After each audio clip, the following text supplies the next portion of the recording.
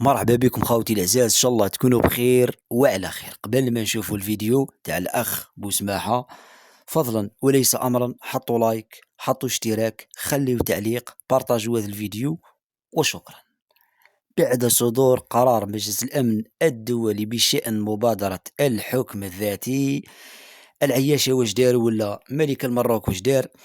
تاريخ 31 أكتوبر راح يديروه عيد وطني في المروك، وراح يسميه شارع في المروك على الرئيس الأمريكي دونالد ترامب. دونالد ترامب راح يحطوا عليه، راح يسميوا عليه شارع في المروك. هذه هي العقلية تاع العياشة.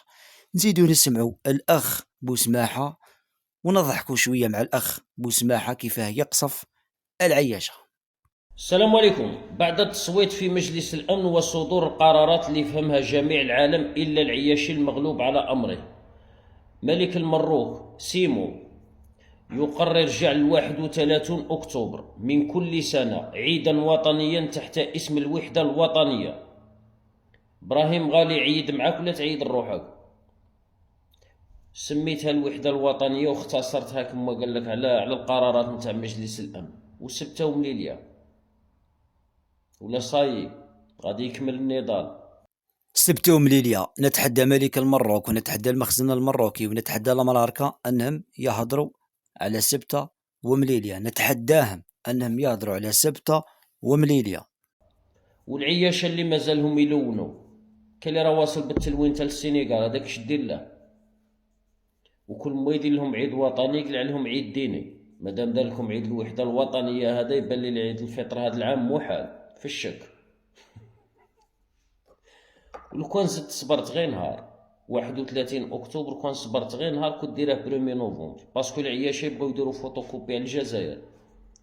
قال الصوالح تاع الجزائرية يعجبوهم فنانين. أول نوفمبر تاع الرجالة ماشي تاع العياشة. تحياتي ليك خويا بوسماحة. زليج قفطان هما يبغيو يدير لهم فوتوكوبي على الصوالح تاع الجزائر، كنت صبر غير نهار ديرها لهم برومي نوفمبر.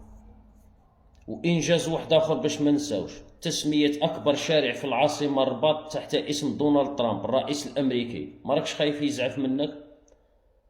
ترامب المروك كاع تاعه تحكى عليه تسمي عليه شارع، راك حاسبه بز؟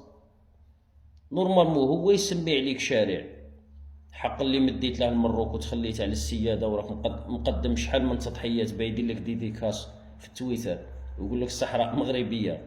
نورمالمون هو يسمي عليك شارع، ولا يسمي عليك حي، ولا مخيم تاع الحوز. مخيم تاع الحوز نورمالمون يسميوه عليك محمد السادس، بيقعدوا عاقلين بلي كليت لهم دراهمهم تاع المساعدات اللي تلقاوها من الدول الاجنبيه.